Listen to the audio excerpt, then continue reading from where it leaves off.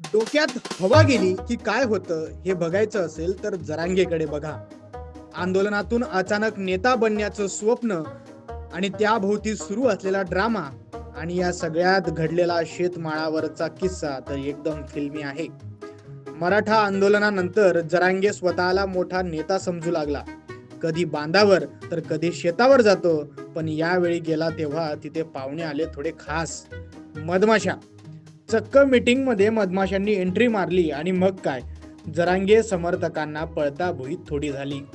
गावातले लोक चिडवू लागले, अरे एवढ्या मधमाशांनी जरांगेला चावलं, आता हा काय तोंड दाखवणार. मधमाशांनी एवढा राग का धरला असावा. कदाचित त्यांनाही कळलं असेल की अहो हा नेता नाही, नौटंकी बाज आहे. किंवा मग विचार केला असेल, हा माणूसच आपल्यासाठी धोकादायक, आधी यालाच हुसकावून लावूयात. तुम्ही आजवर ऐकलंय का, शेत पाहायला गेलेल्या माणसाला मधमाशांनी चावलं? नाही ना. मग याच्यावरच का? जरा विचार करा, कदाचित मधमाशांनाही काहीतरी गडबड जाणवली असेल.